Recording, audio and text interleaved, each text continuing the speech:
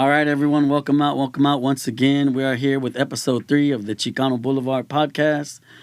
I'm right here, Mr. Simmer Down. We're here with Mr. Firme Funk. Hey, what's going on? We got a special guest in the house today, Mr. Chili Willie, right here from H-Town, Texas. Raza. Legend. Mr. Willie is a member of the Southeast Brown Berets de Tejas. There you go. Southeast Longtime Tejas.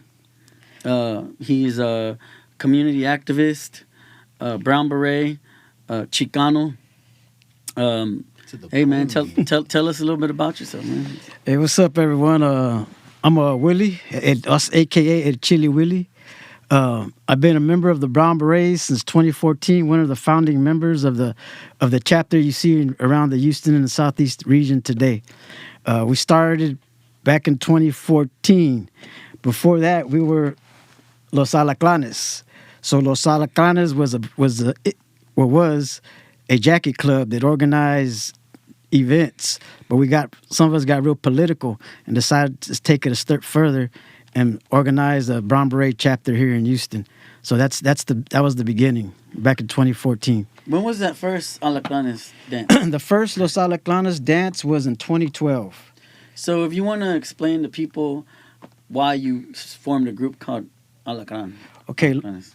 the reason why I formed a group called Alaclan was to pay homage to my grandfather, who was from Barrio de Alaclan here in Houston.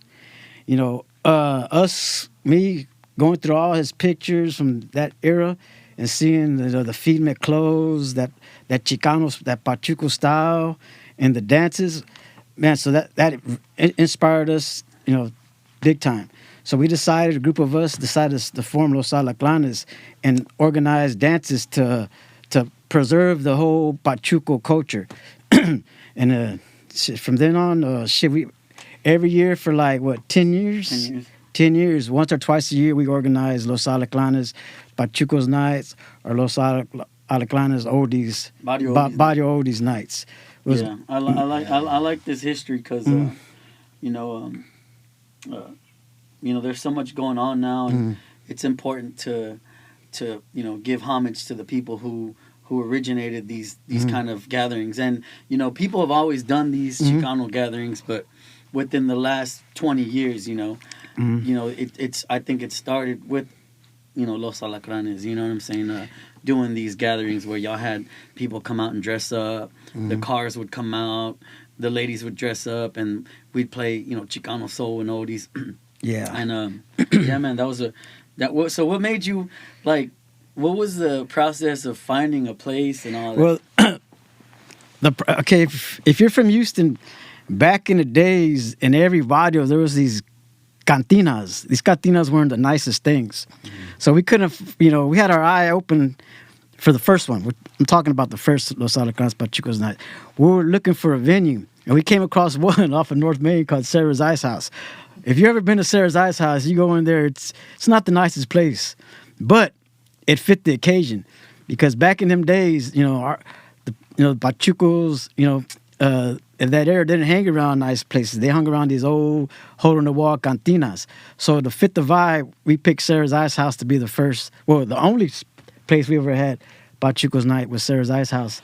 Well, sometimes too, in those days too, you could only go to those places, right? You weren't really welcome a whole lot of other places, right? So you had to go to the cantina, right? That was close to where you lived, or it was known for people to be able to hang out there, right?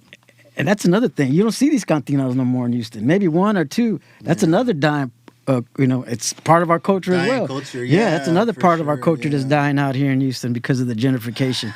These cantinas are getting put down. It's hard. It's always hard when you're in these neighborhoods and you get attached to something that you see just gets fizzled away, and then somebody comes and buys it up, and it's a fucking realty company or some BS. Right. Yeah.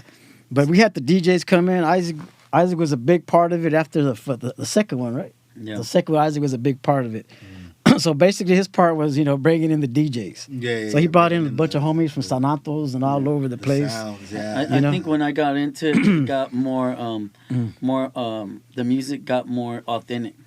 Right? I don't think I remember the first DJ kind of doing open format. Yeah. Just anything. Yeah. But when I got into when I got into it, it was like we're doing Chicano soul. You know what I mean? Yeah. And oldies and and you know what I'm saying, stuff like that. And at that time there was no there was no other DJs in Houston to cater to that to guest, you know, yeah. with me doing this sound. Yeah. So I would always have to get the homies from San Antonio. So I would always get Chuco Garcia. Garcia, man, he's good people, man. He's like family, you know what I'm saying? Yeah. Shout out Chuco Garcia. Chuco Garcia's badass. Dude. He would come over here and spend the weekend with us, and you know, he's really about the culture and about the... Dude, I remember, man, when I lived in San Antonio and we were, like, I would go to these things with Hector, right? He would do these, you know, Soldies nights and stuff.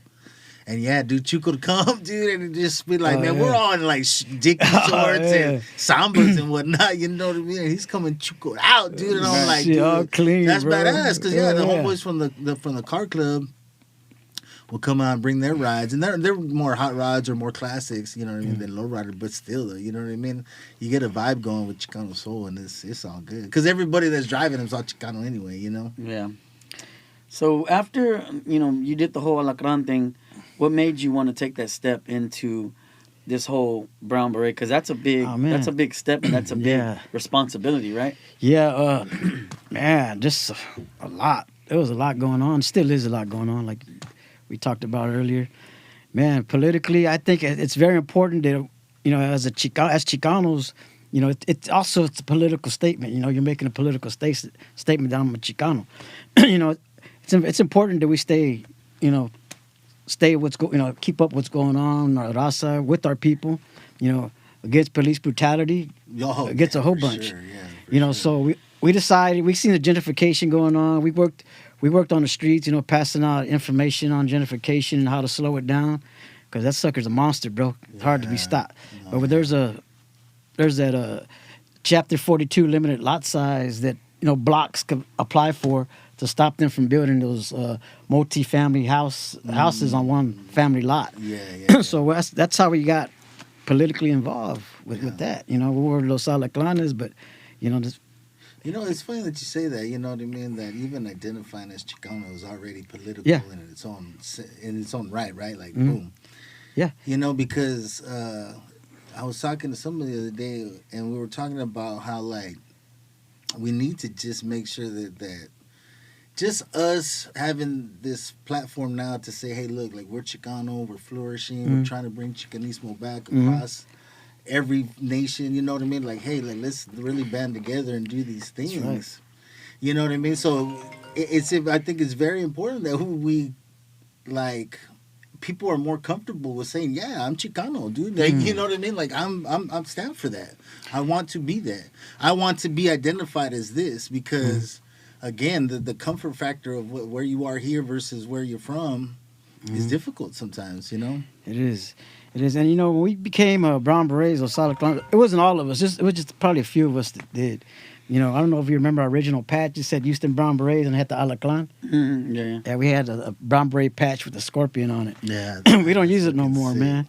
I still have mine, but we don't use it no more. But, man, yeah, like being Chicano, it's a political term. It's a strong statement. You know, it's saying, hey, I'm a Chicano and I'm indigenous. You know, like I just mentioned before, you know, we got an ancient relationship to this land. Yeah. You know, that's what Chicano means. Chicano comes from the word Mexicano, which means people of the land, people of this land. Since you're on that, let me ask you this, and this is not a question I'll ask anybody, but I think you'll give me, you know, the right answer. Where did the word Chicano originate? It comes from the Mexica. Like you just said, right? Mexicano. Okay.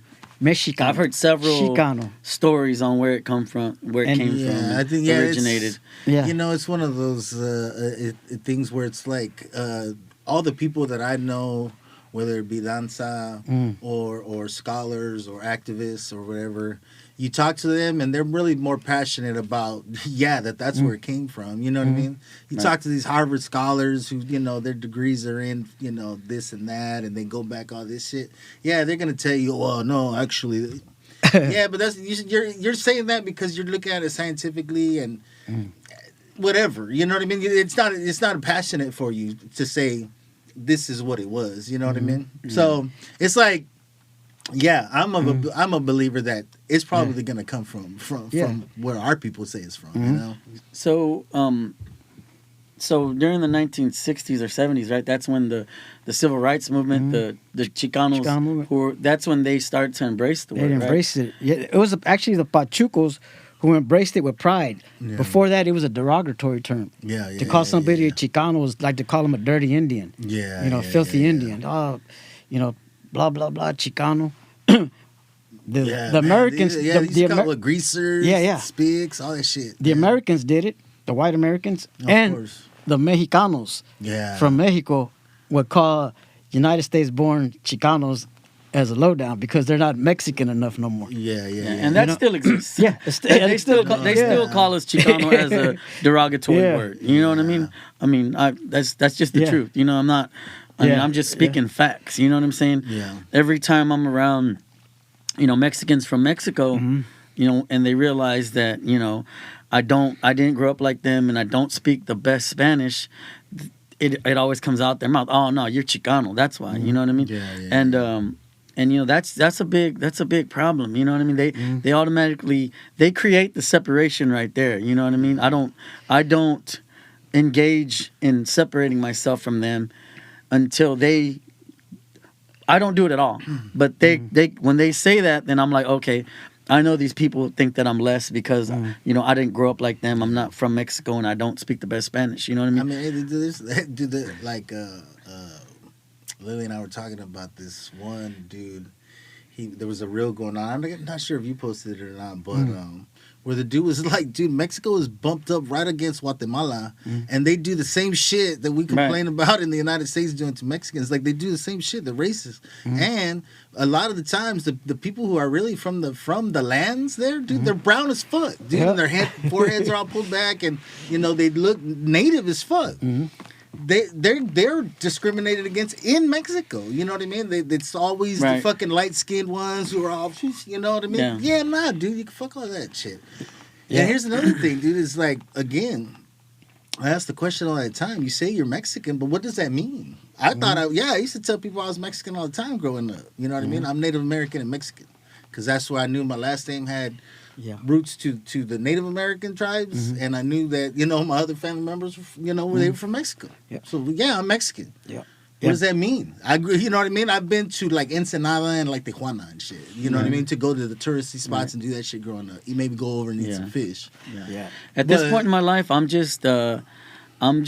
not gonna argue with nobody. No, I'm Chicano. No, exactly. You know what I mean? I'm not American. I'm not American to these white people, and I'm not Mexican to Mexican people. So you know what? At this point in my life, I'm Chicano. Yeah, that's what I am. Back to my other point, right? We should be able to comfortably.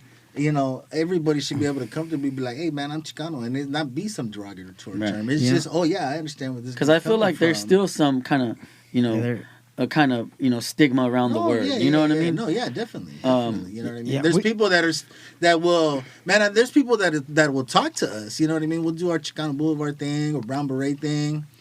And then they'll still turn around and be like, oh yeah, Hispanic this and Latino this and all that. You know what I mean? So it's like they're still uncomfortable, even the ones that are in our circle. You know what I mean? They're like, oh yeah. It's like we just told them we identify as Chicano, but they call us Latino and Hispanic. And I'm like, and again, I don't care. It doesn't. But this is just like, what I just told you? Did it go in one ear and not the other? That's where it's. Yeah, it's again, we're reiterating the fact that it's still not comfortable. Yeah, this whole conversation is still not comfortable. Even being Mexican is not a race; it's a nationality, man. Of course, that's what I'm saying. I'm not from there. Like, I wasn't born there. That's what people don't understand. My mom wasn't even born there. You're American, and there's white people, brown people, black people, and Asian people that are Americans. You know what I mean? Yeah. So that's the same thing as Mexican. It's a nationality, right? Yeah. And if you go and you tell this to people, oh, you're whitewashed. You just don't want to have claim to your motherland. You know what I mean? And it's just like, whatever, bro. Like, it's just crazy. And the Mexican American sounds like you were born in Mexico and you came over here and you became a citizen, so you're Mexican American. Right. That's cool too, but like I wasn't born over there. Right. I was born in LA. You know what I mean? My mom was born in LA, So it's like, at what point can you, like, Like, you know, it's just what point can you just... But like, you know, we had other conversations as well. This is where I think that, you know, Chicano Hollywood fucks us over too, because the stories are always this first generation. You know what I mean? It's like, again, like we talk about, like my dad was in the Army. You know what I mean? Where's that story? My uncle was in the Air Force. You know what I mean? There was family members were in, had been serving. There's in the generations military. and generations. As a matter of fact, I'm pretty sure my grandpa was in the Marines. So you see what I'm saying? Like, like you said, our history's been here, but like, where are these stories? So it's always first generation. Yeah, I noticed that's always the first generation. They say, and you hear people say, "Well, your parents have to be born in Mexico for you to be a Chicano." That's a new one I'm hearing. Yeah, that's a new one I'm hearing. Yeah, again, you know, that's from what date? You know what I mean? Like from what date line? Yeah. How about the generations and generations that's actually been here since 1848? Since the Treaty of Guadalupe was signed. How about those Chicanos? Can you tell us about that? You know, you told me before. The Treaty of Guadalupe Hidalgo was a treaty it's a treaty. Remember, this is a treaty with the Mexicans. That stayed here in the United States. The U.S. government. When the United States government annexed the Southwest. I mean, you know, the United States doesn't have a good record with treaties and shit. You know. So them signing a treaty with us acknowledges us as a nation. Yeah. So that's what we say. That's when the Chicano Nation was born. February 2nd, 1848. Oh, because they told them they were no longer citizens of Mexico, right? Yep. They were forced to become American. They were forced to become American. So then it was like, okay, that was like the birth of the Chicano. Yeah, right? and it was an illegal treaty they signed because I believe they got one brother out of a whole family to sign the treaty, and you have to get the whole family to sign off for the land or something like that. I mean, you know, again, like I said, you know about that guy? Well, you know about him, Tejarina, the one who tried to reclaim the land. Oh yeah, let's talk about that. Reyes Lopez Tejarina. Well, he studied land, land grants and all that. He wasn't a college graduate. Mostly out of the four horsemen, there was only one that was a college graduate. But back to Reyes, he organized an alianza. So what they did, they went to the courthouse over there in New Mexico and tried to arrest the judge and the sheriff because they were putting claim to the land. The land that was rightfully theirs. They had broken the treaty, right? Broken the treaty. But this guy. Oh, is that the dude that went up and shot up the courthouse or the police station or something like that? Yeah, dude, I was watching this documentary about. Yeah, he was smart with treaty law, and he wasn't a college graduate. Yeah, he studied law and treaty law, and and he went there and said, "Hey, you guys are in violation of this treaty, and I'm here to reclaim the land that you guys stole." Yeah, I mean, and look what they did to him. You know what I mean? Like again, this is the same thing that happened to the Native Americans who used to stand on their treaties. Like, hey, look, like you said that we were going to be able to live here, and that you weren't going to impede, and you weren't going to do this, and you weren't going to do that. That's what I'm saying. They had I don't know why, as Chicanos, we thought that thing was going to be able to stand, but I mean, at least they fought for it. You know what I mean? Like, you have to make a stand, you know? Yeah, we still got to use that treaty. I mean, the natives are still making stands everywhere. You know, that treaty says we got the right to celebrate our culture without being. Dude. And, what they did in Whittier Boulevard recently was stopping them from cruising. That's that's preventing us from practicing our culture. Yeah. Because low riding is part of our culture. Yeah, if you're gonna San Jose, dude, they did it big though, man. They got that shit. They got the laws changed and shit. Now that's a violation of the treaty. Yeah, that's a violation of the treaty, man. Yeah, man, that's powerful shit. Yeah, dude. bro. It is, bro. You learn all the time, bro. You can never know everything. You learn every day. Every day.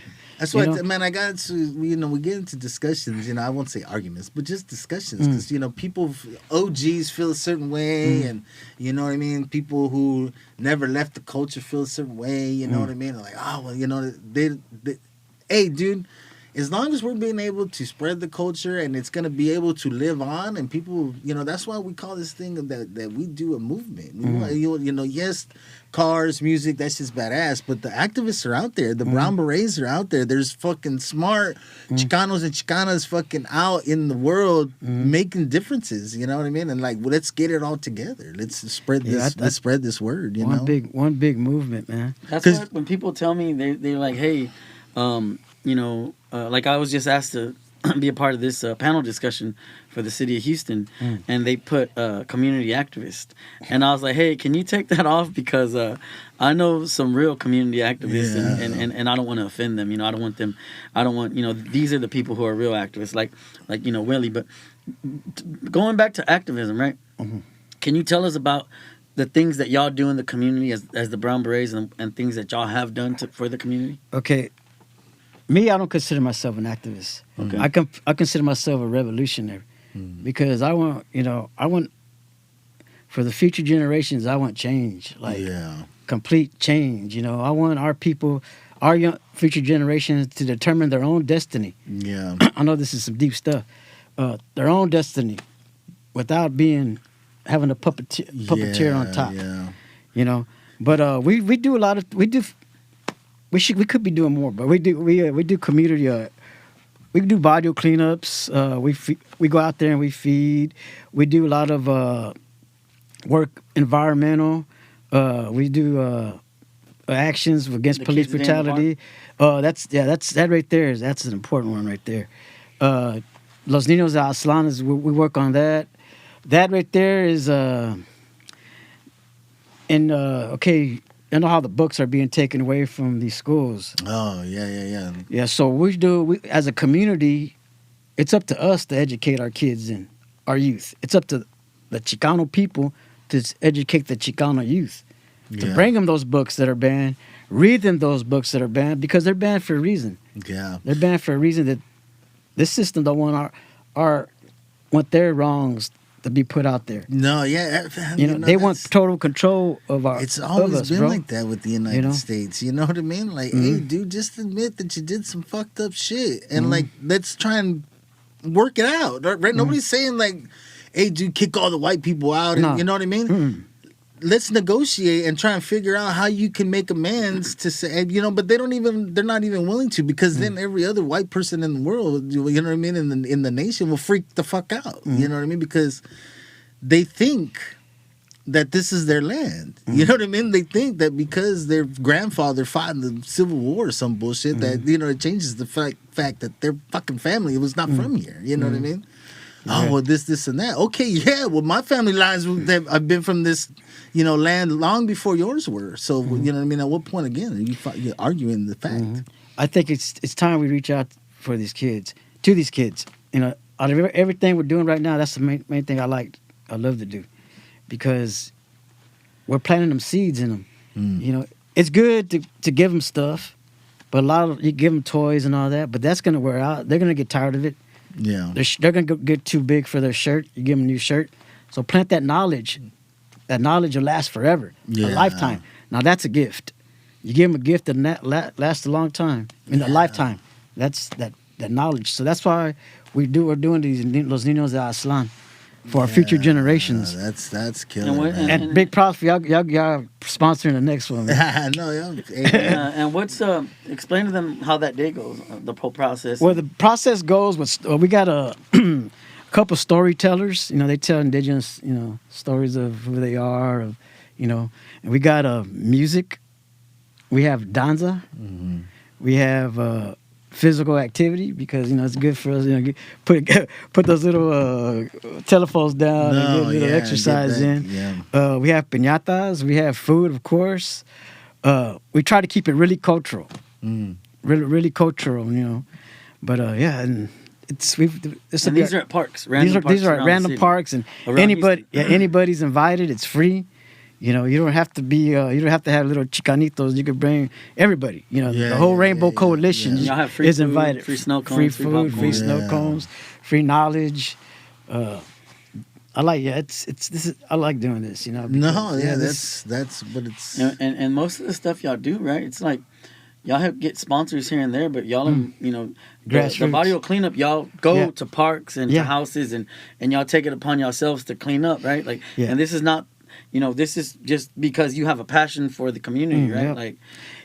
I think that's part of self-determination. We shouldn't depend on, the government entities that clean our communities up. We should go out there and keep them clean ourselves. It's the land too. We got to respect the Mother Earth. We got to respect her. To see trash thrown, it's disrespect to Mother Earth. So we Yeah, try to set the example, bro. Man, so one time we were doing it down Lyons Avenue, and the dude that owned the restaurant, like further down, like at the end, he goes, "When y'all get to the restaurant, I'm gonna have breakfast tacos waiting for y'all." So we got there, bro. He had about 20 tacos, all kinds, bro. With shit, sodas, man. You remember the name? Damn, I forgot the name. It's in Denver Harbor off of Lyons. Okay. But man, that was that right there was feeding me there, bro.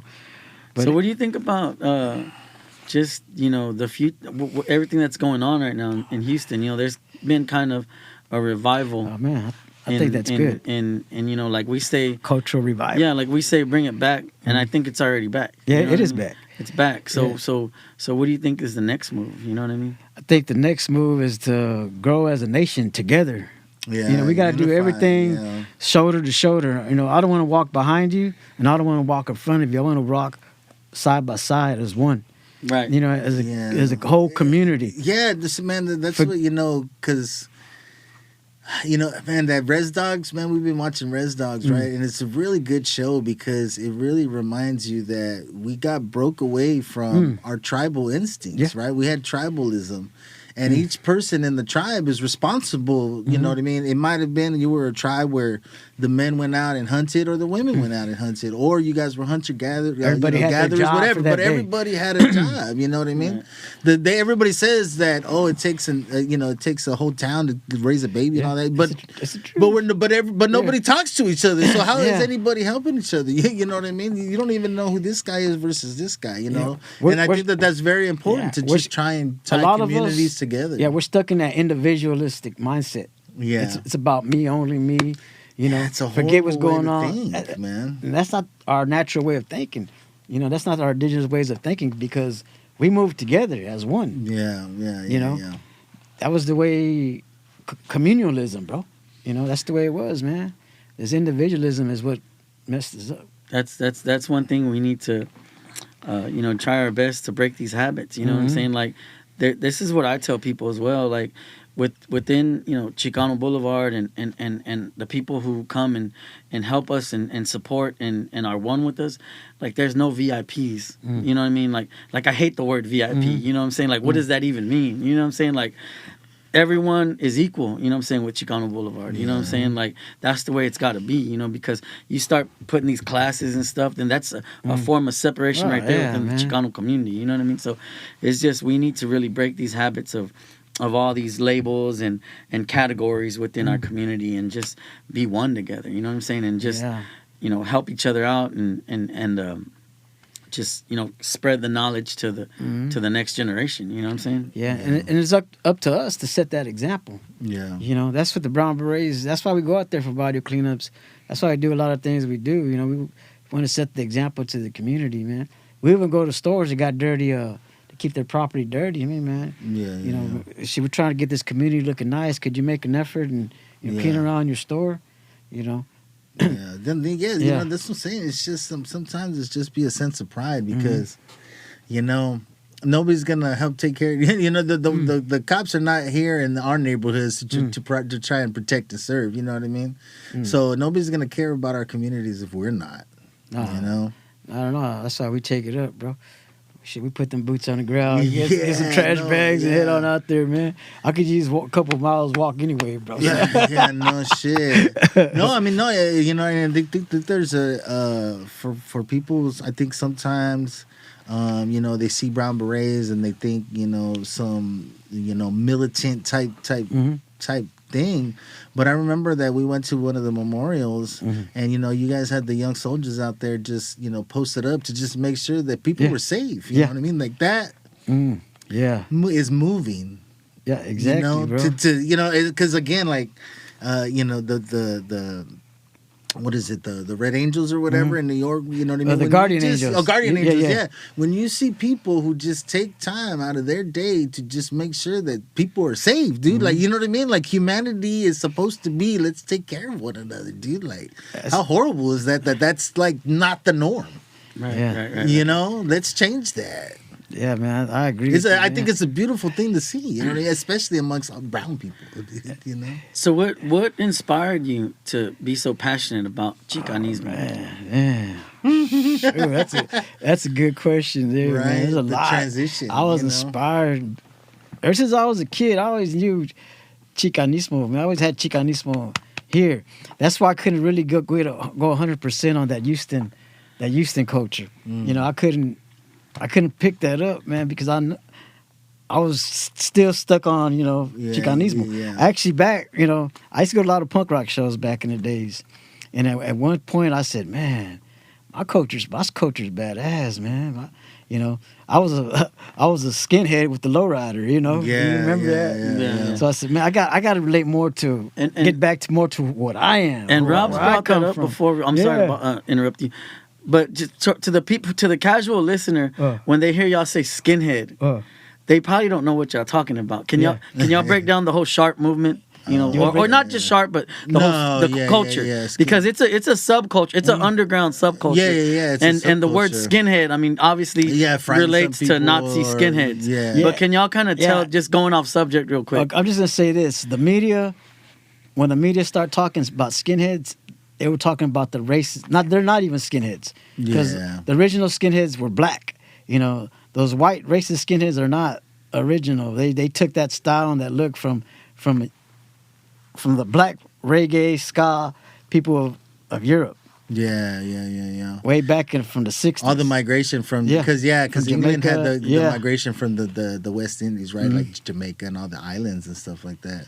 So they had that culture, and then they had, which was all rude boy culture, right? Yeah. And then that intermingled with some interested British youth who were like fucking with it, right? They're like, oh yeah, dude. Because how do you not like soul music, reggae music? Because I mean, it's all like ska, rock steady. It was all taking all the classics that you knew from American classics and really just putting a badass, Jamaican soundtrack to it. So how could you not love it, right? If you were not a racist fuck. But that was the 60s. That was the 60s, right? The Spirit of 69 and all that. It wasn't the racist shit until like the 70s, right? Second wave, the ska. So I joined with the Houston Sharp, because back in those days in the 80s, there was a lot of Nazi skinheads in the scene. Yeah. So you had to click up with the, other non-racist, individuals to combat them. Because that shit was hardcore back then. So I got political size then.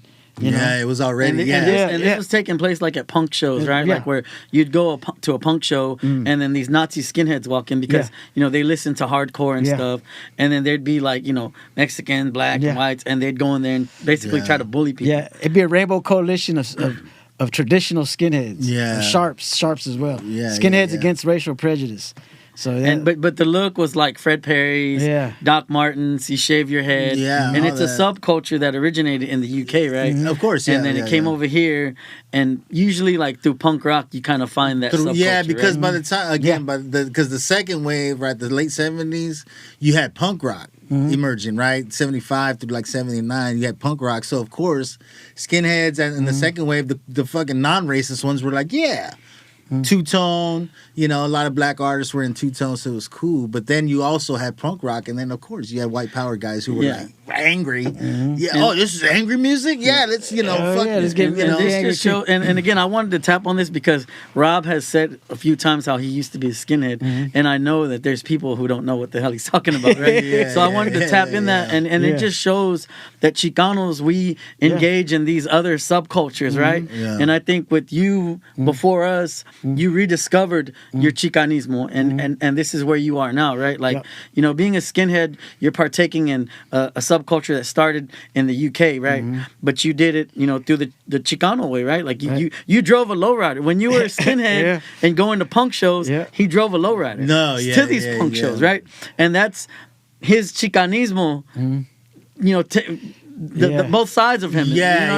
So, and he was probably the only one that did that back in the day. We're talking about Houston, early 90s. But anyways, man. Anyways, I'm sorry. I had to bring up that conversation because I felt like this is our podcast. I felt like people I know that there's people out there that didn't know what the hell you're talking about. So I just wanted to break that down real quick. But I'm sorry. Continue what you were saying, where you found your passion for Chicanismo. Shit, like I said, the passion's always been in me, man. I never really acted on it. I remember. Yeah. Until like what, maybe 10 years ago, 10 or 12 years ago, man. was. You know. Probably longer than that. Yeah. Longer than that. Yeah, probably longer than that. I think the barrio, La Cananes dance is like 12 years old. Oh, yeah, longer than that. Yeah. Longer than that. Yeah, damn. But I'm behind my we're 2023, yeah. right? But do you think it was? Yeah, do you think it was had anything to do with the way you were raised too? Yeah, definitely the way I was raised. You know, my environment. You know. Well, you know, that's man. For me, right? I'll speak. I'll say this like to lead into it, saying like for me. You know what I mean? I dove into subcultures and stuff like that because it just felt, even growing up in Southern California where like Chicano is just, I guess I didn't even realize that that's who I was, right? Like I because you just grow up Chicano, so you don't say, oh, I'm this. It just that's who you are. That's how your family, you just grow up that way, right? So, but you're trying to look for belonging, you know what I mean? Because you know, you're not going to school, because for us, if you went to school in Dickies, you were like a cholo, and you didn't want to get fucking banged on and shit, right? Because you know, I wasn't from nowhere.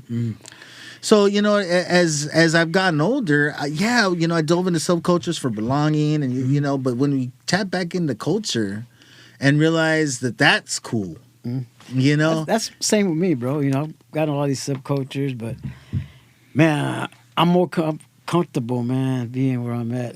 Yeah, no, it's. Bro, I realize myself. No, man, I love that subculture, but this is me. This is who I am. Exactly. There'll always be a love for everything, you know, for everything that's out there. You know what I mean? If you're a ska core kid or whatever, right? Like whatever you're into, your little subculture. And I'm still a punk rocker. No, for sure. You know, I'm still going to shows. Heck yeah, man. I still getting a mosh pit. Ryan and I talk about that, dude. You know what I mean? Is that like for all the Vans and Pendletons that I wear now and shit like that? Like I'm still going to shows. Like, who the fuck cares? You know what I mean? Like, I mean, and shout out like Unity guys, right? The Unity guys out in Cali. Those dudes were always dressing like that, dude. Like those dudes, like we used to call them cholo skins because they were all mostly Chicano, dude. Like I think 90% of them are like all Chicano dudes. So yeah, they're wearing Charlie Browns and then like Sambas. And we're like, damn, they look like cholos, but really they were just Chicano dudes who were like, yeah, we're skinheads, yeah, we're into this culture, but like it doesn't always have to be Fred Perry's and fucking Doc Martens, you know? I think Suicidal Tendencies is a good example. Of course. Like a cholo punk, right? No, and then you have these skaters, these Chicano skaters. Dude, they wear fucking, you know, Dickies and flannels. Dude, and they're part of that whole punk rock movement, but they're doing it through the eyes of a Chicano. You know what I'm saying? It was funny too because it might sound whitewash or just, you know, whatever, but those dudes were the guys that I kind of idolized because I was like, damn, those dudes are badass because they're into the same shit that I am, right? Which is skateboarding and punk rock, right? But they're able to embrace Chicano culture without getting banged on. Like, you know what I mean? Like a lot of those white dudes skating around in Venice and shit like that, like, yeah, they would go into neighborhoods and get banged on, but like for the most part, people would just let them be. Right. You know, I wore Dickies and a penalty saying, "Yeah, hey fool, where the fuck you from?" and shit. You know, like that, you get beat up. So yeah, the whole Dogtown was inspired. Dogtown, I was gonna say Eric Dresden and shit. You know that? Oh yeah, look at the logo in itself is like, you know, come on, it just so Chicanismo is. It's been an influence, and you know, and that's again what we talk about, dude. It's not just California. It's not just it's everywhere. Chicanos are everywhere. It's international, bro. Yeah, man. Shit. You've been going to Colorado a lot, right? Yeah, because Selena, my girlfriend's from Colorado. Shout out Selena. Yeah, Selena Garcia. Yeah. Man, so, it's deep. The Chicano movement is deep out there. That's all I gotta say, bro. You go to Chicago. I mean, you go to. Colorado, California. I've been Texas, to Colorado, Nuevo Mexico. Oh man, the Chicano movement's all over, bro. Yeah. That's why, you know, when I refer to these places, I refer to them at the end as Tejas, Califas, because we're all one people, bro. No, yeah. You know, we all got a lot in common, bro. A lot in common. Yeah. Our food is the same, but then again, it's not. It's different. No, it's a little bit different flavors, bro. Yeah, man, the Chicano movement, I gotta say, the Chicano movement in Denver, Colorado, bro, where Corky Gonzalez's hometown, and the Black Berets, the Crusade for Justice, Arturo Rodriguez, shout out, bro. He's an elder out there that I go visit. He has his knowledge, man. He was a part of the Crusade for Justice back when Corky was around. Mm-hmm. Yeah, You want to talk about Corky? Oh, Corky was Corky, great great revolutionary, Chicano revolutionary. He wasn't an activist. I hear people call him an activist. He wasn't an activist because he was for total change. He wanted a Chicano nation. He wanted to break off into a Chicano nation with our own parties and whatnot. And he was born in Mexico too, right? Oh, I don't know, bro. I want to say that he was, but again, grew up here. Yeah. And was like, hey, dude, no, yeah, this is, again, I think that gets lost again. Chicanos were the ones that we continue to fight for the better of brown people. You know what I mean? Changing laws, making sure that our people get a fair shake. Yeah, but let's talk about that. I want to talk about that. A lot of people say, well, you have to be born a Mexican American in the United States to be a Chicano. There's a lot of Mexicanos born in Mexico, come over here as little kids, and are raised in the Chicano barrios. So they're Chicanos as well. Yeah. And they're not born in the United States. Yeah. But they're raised Chicanos and they're Chicanos. That's why I say there's a lot of these Mexicanos that are sent to war. They come back and they deport them to Mexico, back to Mexico. Exactly. Those are Chicanos that are deported. Yeah. Those are the people we got to help. Yeah.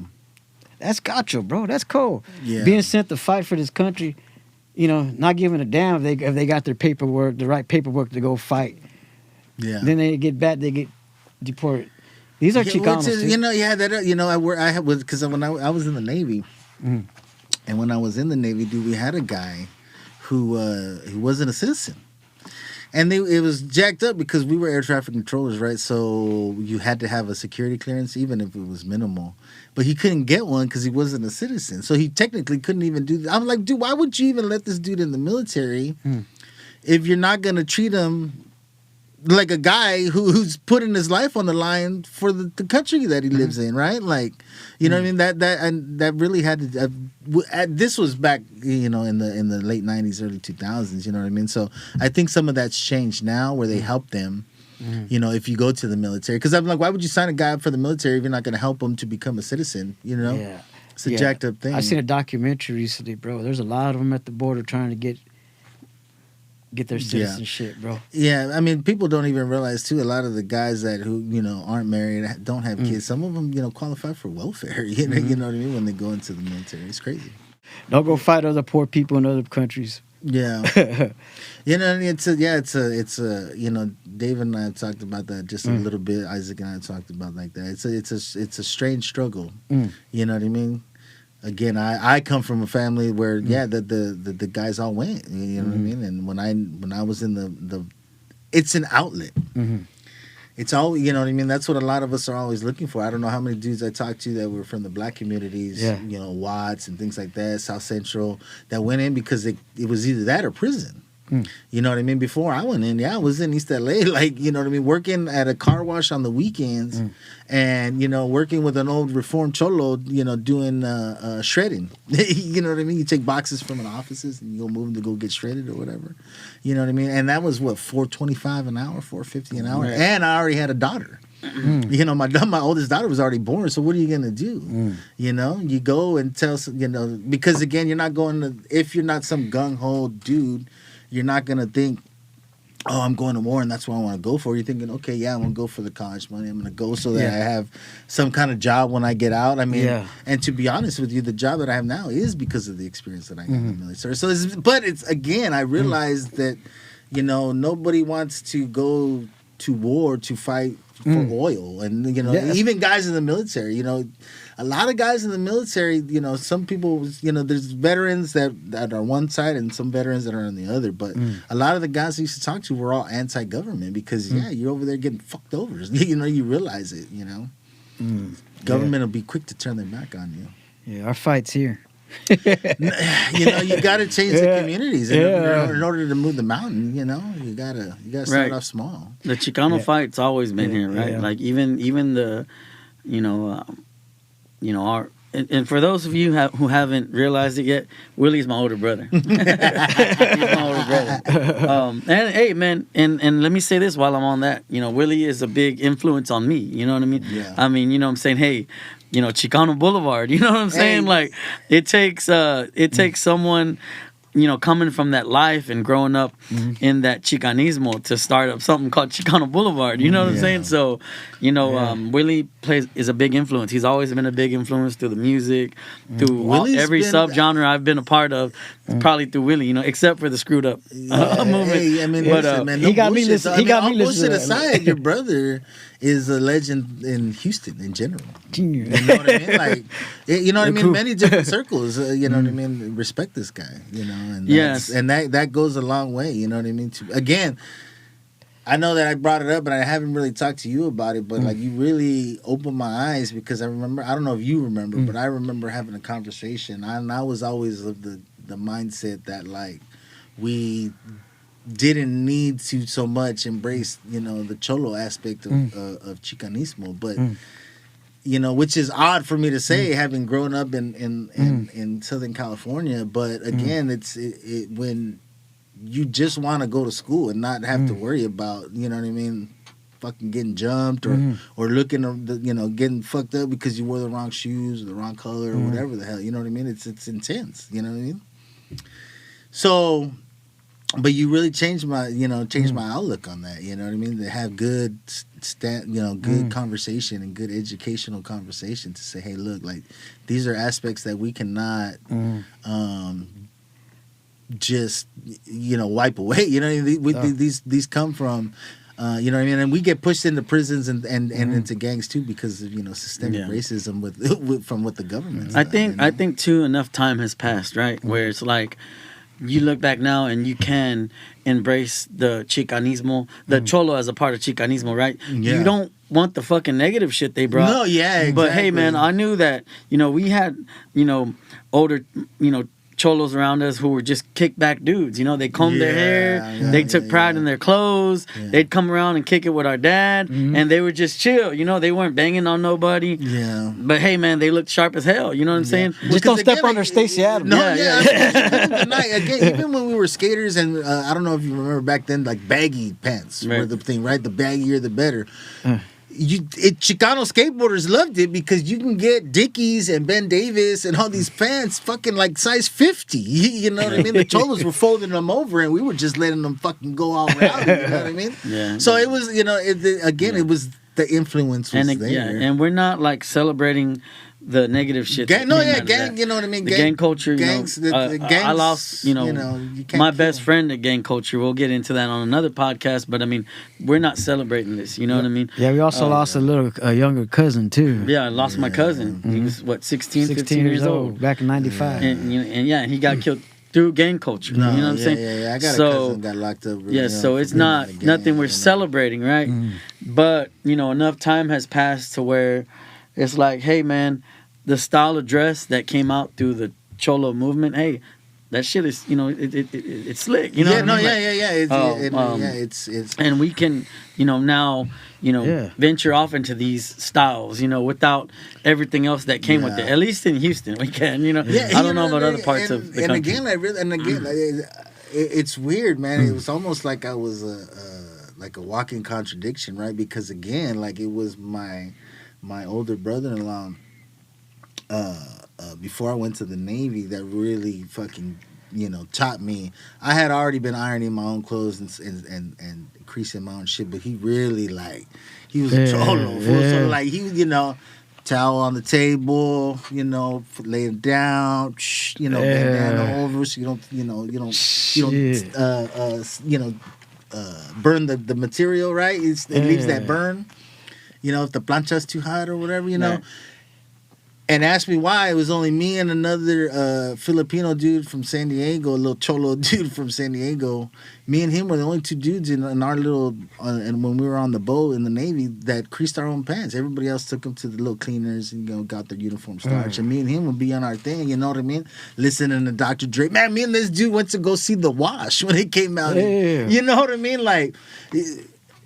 influences, you know what I mean? These things are all there, I just sitting there creasing my uniform. So it's, you take the pride of the barrio and you apply it to, the pride of where you go, you know?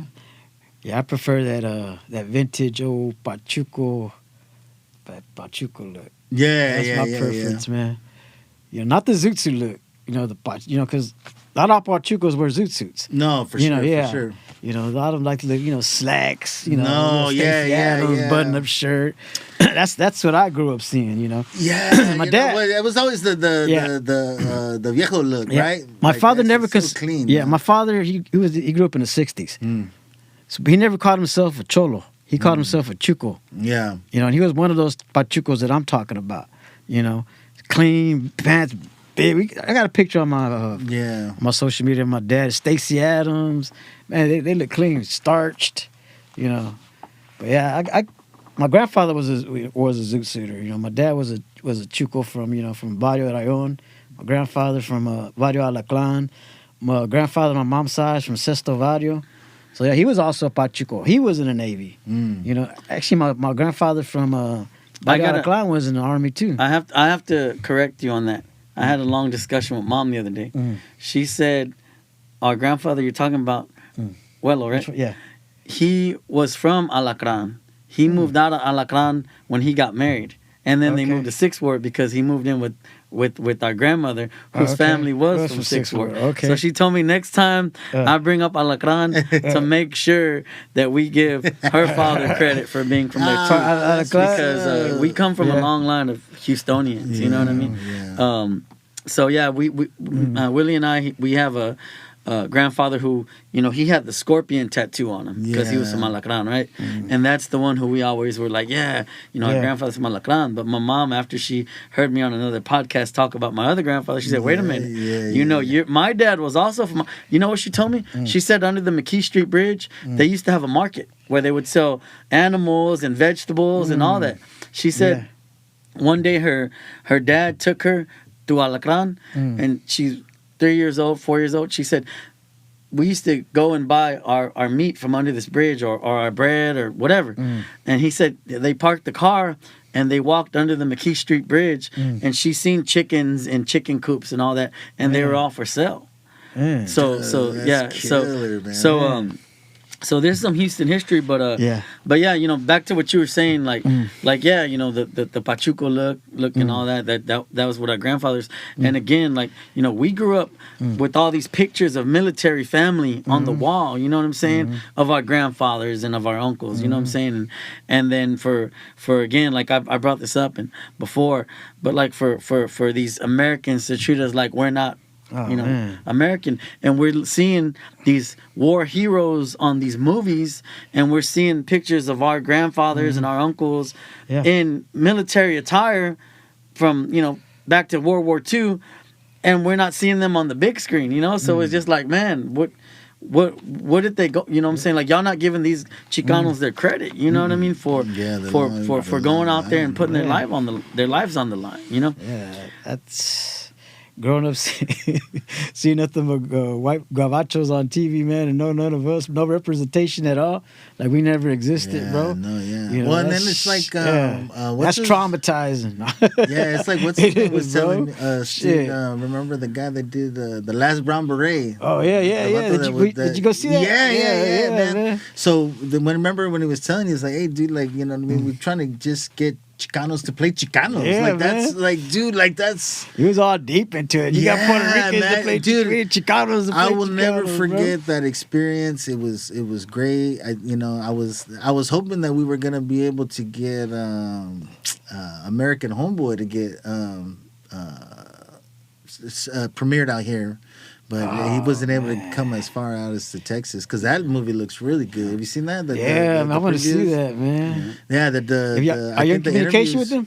No, I had hit him up, but because he had posted something, it was amazing. But I will say that dude's real responsive on his social media, which is cool. Yeah. He needs to bring that out there. He needs to raise the funds and bring it out, whatever it takes. Yeah, well, I think he was trying to sell tickets, so we would need a legit movie theater. You know what I mean, to try and showcase it. Or show it. You know what I mean? Yeah, it's kind of a different deal because I brought the fact that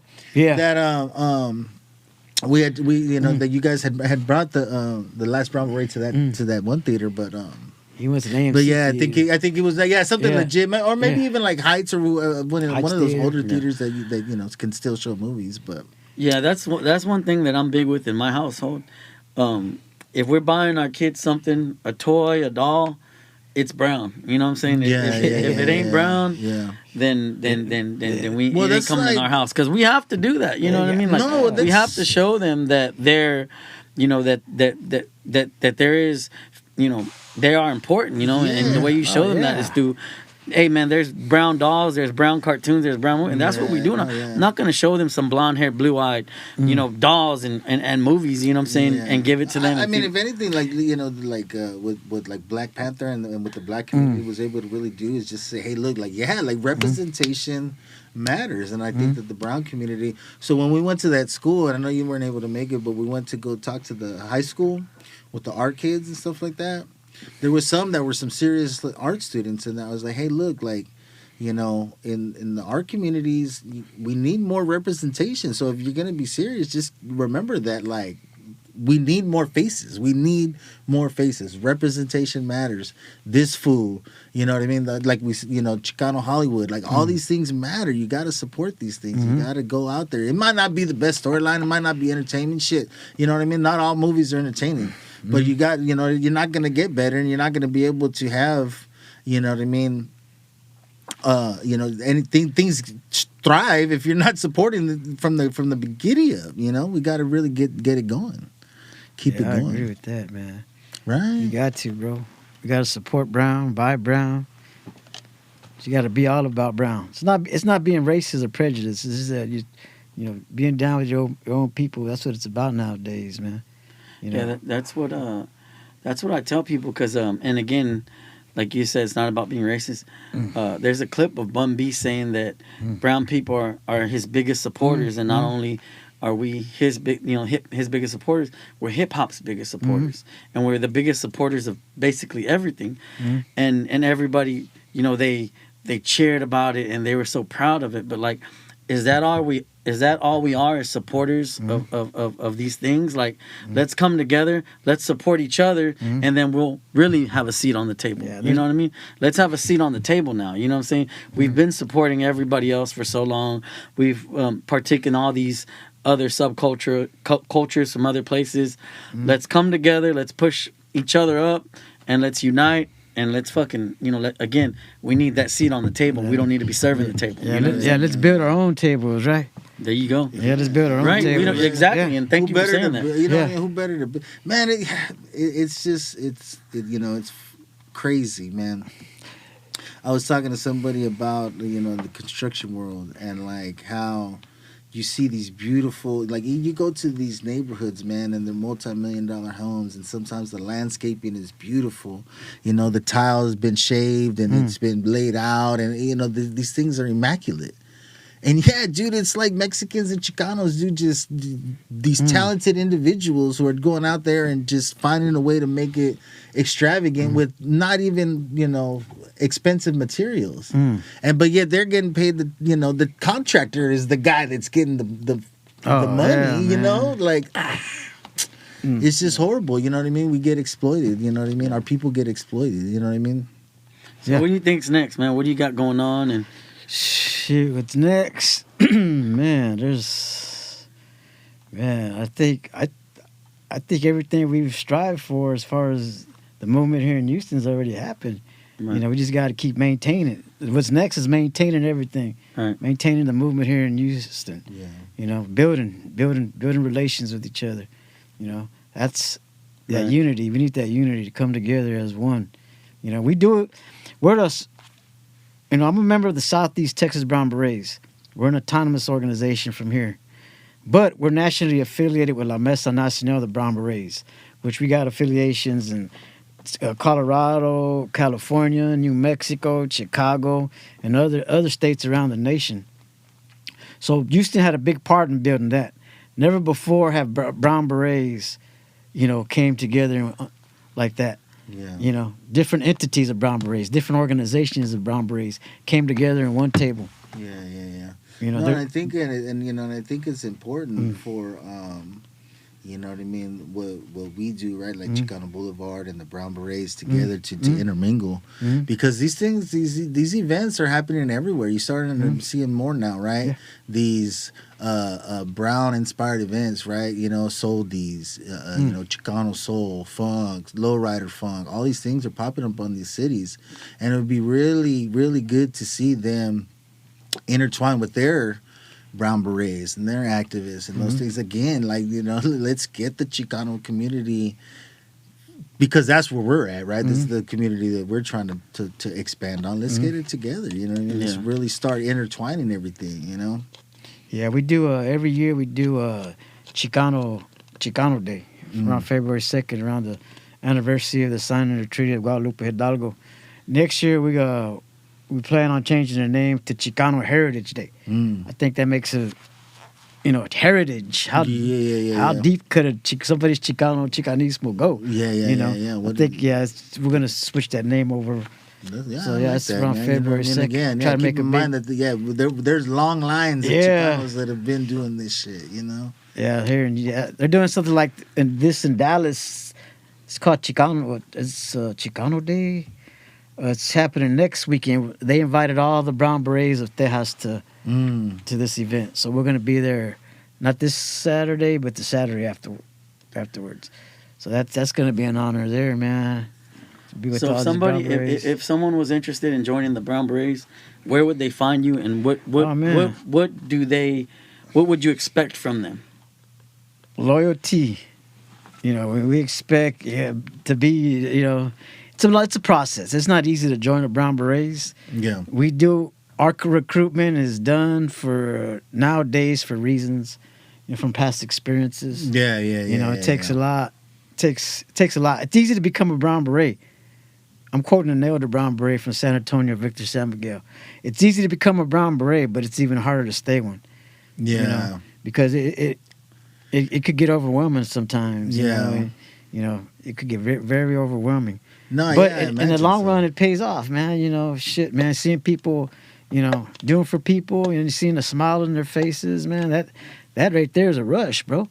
You know, that right there is a rush itself, man. You know, in these last couple of years with Chicano Boulevard, I've really realized that for everything that we do community-wise, right, and stuff we've done with you guys and stuff we've done on our own or with other entities. Just the conversations and the looks and the you know, the appreciation of the community that you're tapping in with is yeah. You know, feed off of that, bro. Yeah, that energy, we were bro. always, man. It was either a drunk or a high or a rage of some sort growing up. You know what I mean? It was some kind of outlet. You know what I mean? That was, you know, pretty much destructive in some way, shape, or form, whether self or to others, right? Yeah. And so it's just awesome to now, you know, as we're getting older, to tap into our communities and take back. Man, what is it that Ryan always says, dude? You know, like, you know, I was a piece of shit for so long. It's just, it feels good to just try and even start to give back. Right. Yeah. You know, we took, man. We took and we took and we took and we took. Yeah. You know? And I will tap in. I wanted to, man, speak on one thing too, is that you were saying earlier about, when you corrected him and you had this about your conversation. I think that's important again. Like, we try and reiterate. I wish I would have had these conversations. I wish I would have gathered more knowledge. So if you're our age and your parents are still alive, you know, Lord willing, or, you know, whatever, you know, tap in and have those conversations. Like, again, I didn't, you know, it was only up until recently that I found out that my mom did the, you know, the Chicano walkouts and stuff like that. So, like, you know what I mean? Like, these shape things. And so for the younger generation, too, like, you know what I mean? Tap into your grandparents, tap into that older generation and really... That's the best advice I give people. Like, hey, find your oldest relative. Oh, yeah. And get those and ask them all these questions, right? Ask them all these questions because it's very important you know who you are, right? Yeah. And where you come from. You know, that's the most important thing. And one thing is know your roots. Know your it's roots, important. right? And that's, you know, you before you leave. That's what I tell everyone. Before my kids leave the house, they're gonna know exactly who they are and where they come from. You know what I mean? Yeah. But yeah, man. You know what I'm saying? The Brown Berets. you know, in Chicano Boulevard, we plan on doing more events together, and you know, we commend you for everything that you guys have done and everything you stand for. You know, you give you're a voice for the voiceless. You know, anytime something happens, you guys are right there on the front lines, and that's another thing. You know, it's this Chicano renaissance, right? That's going on. It's not a fad, you know what I mean? It's a way of life. That's why I tell people, and I've said this before, we messed up with Pachuco Night because we only did it once or twice a year because we didn't, you know, we were under the mentality that like we don't want it to burn out. But then I'm like, man, you know what? I think that's where we went wrong because everyone loved that event. Those events were amazing, right? Yeah. So why not keep up the momentum, right? Because it's a way of life. You know, Chicanismo is a way of life. It's not a every 6-month party or gathering. You know, it's a way of life. You know what I'm saying? And that's one thing that I've come to realize. This is a way of life, right? So with that, you know, we need to just keep it going. Keep the momentum going. Everybody's got to play their role in this, and man, it's just nothing but, you know, I hope nothing but beautiful things can happen from it. You know what I mean? Be looking out for the next Pachuco's Night. Right. Pachuco's Night. There you go. The return of Los Alacranes Pachuco Night. Yeah, man. Those events were amazing. Those were awesome events. You know what I mean? Yeah.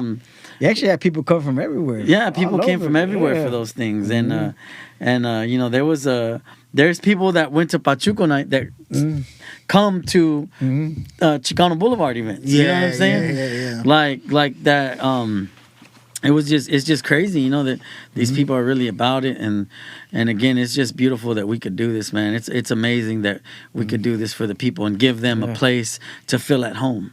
You know what I mean? That's the most important thing that we can do is give these people a place to feel at home, and like Sambo says, a no judgment zone. You know what I'm saying? Yeah. Y'all come up and y'all hang out, and it's gonna be a good time.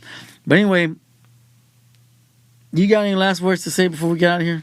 Mr. Freedom and Funk. Mr. Freedom and Funk with the last words. No, man, I just wanted to say again, dude, like, for real, like, I got nothing but the utmost respect for you, Willie. I'm glad we can sit down here and talk to you and put this conversation on tape. You know what I mean? You know, I'm honored to know you. No, Vato said tape. You know what I mean? Right. Digital tape, whatever. Don't disrespect the homies like that, bro. They're recording on the most man, that's cool, top-notch equipment. Right? No, but, you know, and then so I'll just say that, dude. I think that, you know, it's an honor to have worked with you, to continue to work with you, and really try and make a change in this community. You know what I mean? I appreciate it. Right on, brother. You got any last words, Willie? Before we get out of here, anything you want to say? Anything you stand for? Any last messages you want to leave? I just want to say this. That energy a lot of the youngsters have, that energy is in the DNA. We're warriors by nature. Mm-hmm. We're warriors by nature. Going back to our indigenous roots, we're warriors. The thing is, we got to get them to use that energy for positive. Yeah. That warrior energy needs to be used for positive in the community, positive as a whole. So yeah, let's work with our youth, man. Let's get with our youth. Yeah. You know, we start like, that's why we got this Niños de Aztlán going, man. We want to start with when they're young. Yeah. You know, so we got to look out for our 7th generation ahead of us. That's our role here on this planet. That's why we're here. Yeah. We're here to look out for the planet and to look out for the 7th generation. Yeah, after us. Can't forget that indigenous roots. Yeah, we got to. You know, entitled the fact that we got to take care of this. We're part of an ecosystem, bro, and human beings forgot that. What their role is in that ecosystem. We're stewards to this land. We're stewards to these young generation. So work with the youth, work with the kids, you know. And I want to say, que viva la raza, Chicano power, and Chicano power. All right, y'all. That was Chicano Boulevard Podcast Episode 3. We'll see y'all later. Ciao. Chicano power.